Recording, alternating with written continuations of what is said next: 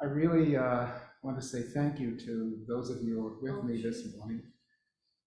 Um, Coming from someone from so away from the West Coast who got up really early in the morning to be here, and someone from Germany. So, and I don't know where other people are from, but thank you very much for being here this morning. I wanted to spend some time talking about our face. The face has a long and complex history, especially in the visual arts, psychology, religious studies, computer science, medicine, and other fields. Our face helps us to articulate relationships with each other, with the divine, with culture, race, and ethnicity, as well with other species. We all observe our faces all the time. In April 1989, a 28-year-old investment broker was jogging in Central Park at night, where she was raped and beaten fatally. 5 young men, teenagers, were arrested in connection with the rape and assault. In a case that came to symbolize the stark injustice towards Black and brown people and the experiences they have in the legal system and the media coverage, 5 young men, Corey Wise, age 16, Kevin Richardson, age 14, Raymond Santana, 14, Antron McCrae, 15, Yusuf Salam, 15. All 5 were known as the Central Park 5. They were convicted based on police coerced confessions and no DNA evidence. Their story was told in the Netflix drama When They See Us, directed by Ava DuVey. These 5 men were sentenced to 7 to 13 years. 4 of them went to a correctional facility, and 1 actually went to prison. Corey Wise, because Corey was tried as an adult. And Corey spent most of his time in solitary confinement in prison as a form of protection, because if the inmates knew that he had raped a woman, he would have been killed.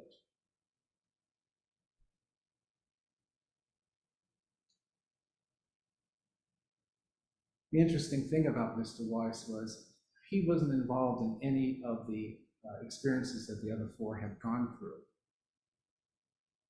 He went as a form of emotional support for Yusuf Salam. And when they saw him with Mr. Salam, the police arrested him and threw him into jail.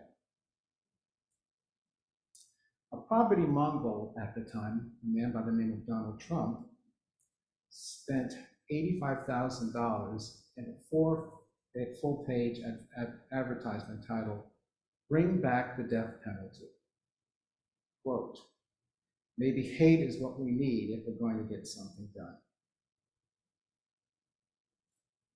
Let's change the landscape a bit. China, 17th and 18th century. Young man by the name of Hu Ming. The story is told in the Platform Sutra and also in the koan, "Speak neither good nor evil." He was born in southern China. His father died when he was 3 years old, and he had to support his mother by selling firewood. One day, while selling his firewood, he heard the Diamond Sutra being chanted, and he became enlightened, and he asked the chanter to explain some more to him. He was illiterate. He couldn't read or write. But he was so thrilled that the chanter said, "Well, why don't you go to Yuan, who has a monastery, who can help you understand what you're about?" So the story is, Ling went to meet with Yuan, and the conversation goes as this: "What are you looking for?" Yuan says, "I want to become a Buddha." Yuan says, where are you from? He says, I'm from Rien, Master. Yuan says, you monkeys from the south, you don't have Buddha nature. How can you expect to be the Buddha? Huang said, there's no distinction between south or north for a person. How can there be a distinction in Buddha nature?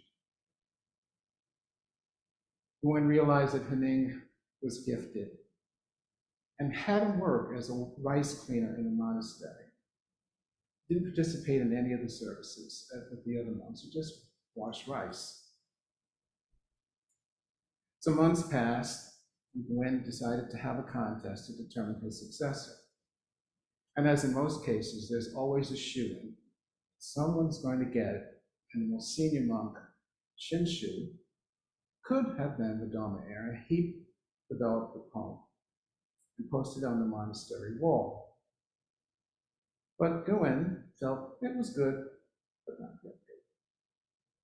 So Huning had a brother write him a poem, posted it on the wall. Gunen realized this young man had a gift. But how is this illiterate man going to become my Dharma successor in the monastic community? So in a ceremony, a time ceremony, Yuan brought the robe and bowl, signs of Dharma transmission, to an end, and took him away to another place and said, why don't you go someplace else so you can develop your talent? But the word got out, like in most communities, that Yuan had a successor. And a monk by the name of Mio, who was a former samurai warrior, led a party to go after him.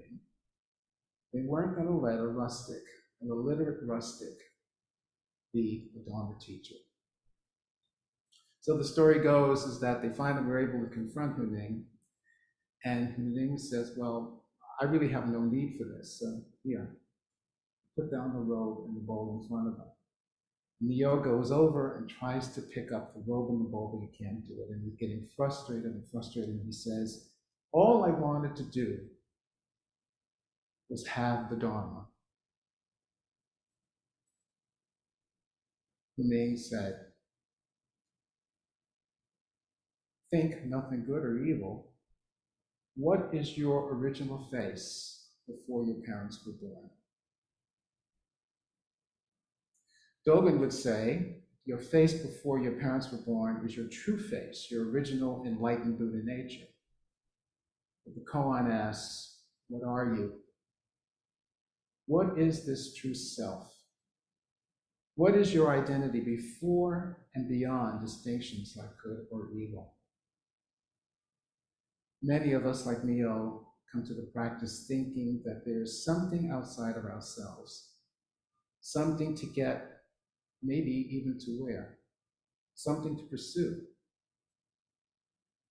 But is what we want outside or inside?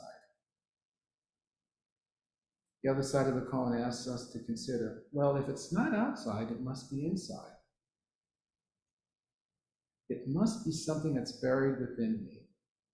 But if I try really hard enough, I can get it, despite my genetic and developmental history. But Huning asks, this very moment, thinking neither good nor evil, what is your original face? This very moment, is that inside or outside? No framing, no judging, not knowing, what is your original face? Do you have two?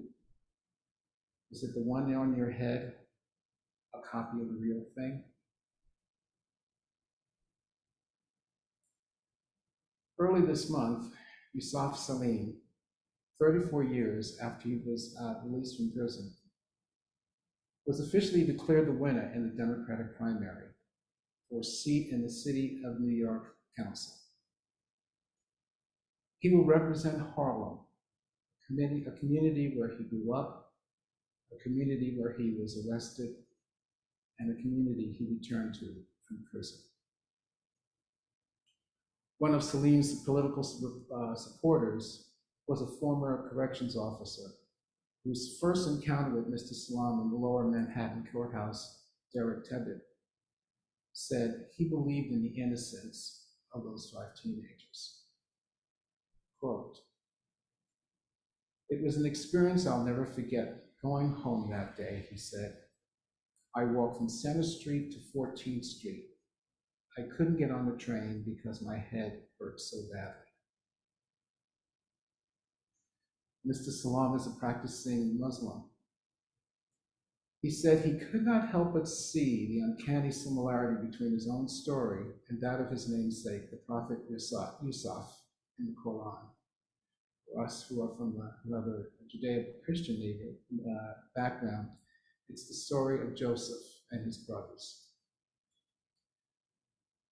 Of Yusuf, who was thrown into a well, sold into slavery, wrongly accused of rape and imprisoned, and ultimately rose to a position of power in his kingdom. That story meant a lot to him. After his conviction at 23 years, he faced predictable indignities common to those who are incarcerated. He worked at NYCHA, public housing, as a contractor. But when the company found out who he was immediately fired. After that, he worked as a tech in Cornell Braille and became a motivational speaker. He wrote books and received a Lifetime Achievement Award from President Obama. Mr. Salam said, he wants people to look inward and outward and stay positive. Yet to this very day, none of his prosecutors have apologized for what they've done to him. I was very moved when I saw the Netflix When They See Us, because at the very end, this might be a little bit of a spoiler if you plan to watch it, but I remember crying because they had the young boys as they were, and then they had them as adults in their 40s. And you could see in their faces the innocence. The innocence. That's what I think Shakyamuni got off the cushion and did, was to help us see, no matter what the world does, I see your original face, as much as the world will tell us about. There's a greeting in parts of North Africa. I wouldn't be able to explain to you in the language, but it says, "When I see you, you say, I am here. When I see you, you say, I am here. When I see you, you say, I am here."